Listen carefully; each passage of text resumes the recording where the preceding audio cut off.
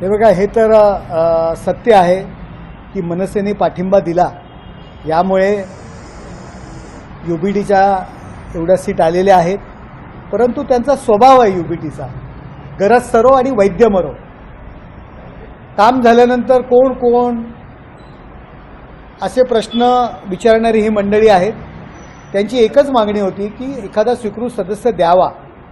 मला वाटतं त्यांनी ते देणं अपेक्षित होतं, परंतु काम खतम, मोहब्बत खतम अशी पद्धत आहे. आपण पाहिलं आहे की शिवसेना आणि भाजप आम्ही विधानसभेच्या निवडणुका यापूर्वी लढलो आणि मग सत्तेसाठी आम्ही काँग्रेसबरोबर गेलो. हा UBTचा स्वभाव आहे, UBTचा गुणधर्म आहे आणि त्याच पद्धतीने ते वागलेले आहेत. हे बघा, परिवहन समितीमध्ये संपूर्ण महाराष्ट्रामध्ये जो नियम लागू आहे, आत्तापर्यंत 2007 नंतर ज्या पद्धतीने संख्याबळावर आधारित परिवहन सदस्य नामनिर्देशित केले जातात, स्वीकृत सदस्य नामनिर्देशित केले जातात, हा नियम 2007 नंतर या महाराष्ट्रातील सर्व महानगरपालिका, नगरपालिका, जिल्हा परिषदांमध्ये आहे. आत्तासुद्धा निवडणुका झाल्या, त्यामध्ये सुद्धा हाच नियम लागू केलेला आहे. परंतु नवी मुंबईमध्ये 25-2चा आधार घेऊन परिवहन समितीच्या सर्व जागा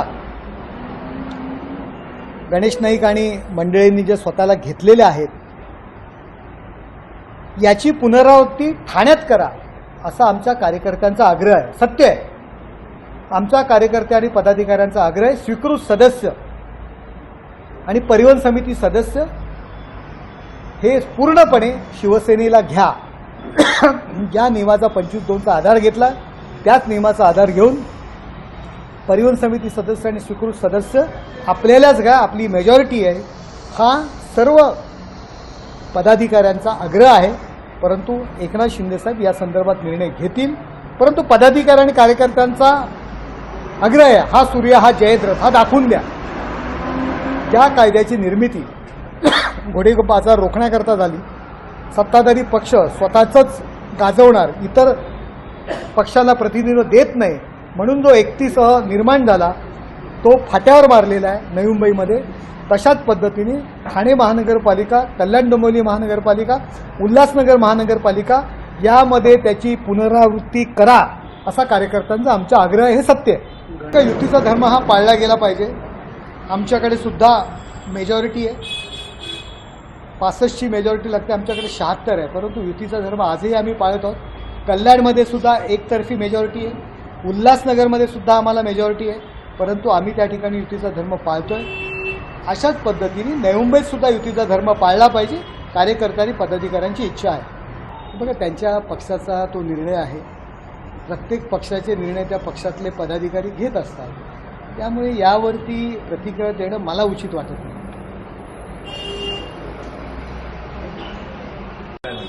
उद्धव ठाकरे आणि आदित्य ठाकरे यांचा स्वभाव आहे, गरज सरो वैद्य मरो. आणि याप्रमाणे उद्धव ठाकरे वागतायत. काम खतम, मोहब्बत खतम. ज्या शरद पवारांनी उद्धव ठाकरे यांना मुख्यमंत्री बनवलं, संपूर्ण पक्ष त्यांच्या मागे उभा केला, त्या शरद पवार हे आजारी आहेत, त्यांचं वय झालं आहे आणि त्यांची इच्छा आहे राज्यसभेवर जाण्याची. हे कोणी सांगितलं आहे? तर संजय राऊतांनी सांगितलं आहे. आणि त्या एका खासदारकीसाठी पाठिंब्याकरता सुप्रियाताई यांना घरी जाऊन भेटावं लागतं, जयंत पाटील यांना 10 फोन करावे लागतात. आणि त्या भेटून गेल्यानंतर आदित्य ठाकरे ट्विट करतात, आमचं काही ठरलं नाही. ही शोकांतिक आहे आणि लाजिरवाणी गोष्ट आहे. उद्धव ठाकरे आपल्या स्वभावाप्रमाणे वागलेले आहेत. त्यामुळे अख्खं महाराष्ट्र या लाजिरवाणी गोष्टीबद्दल उद्धव ठाकरे यांना कधीच माफ करणार नाही.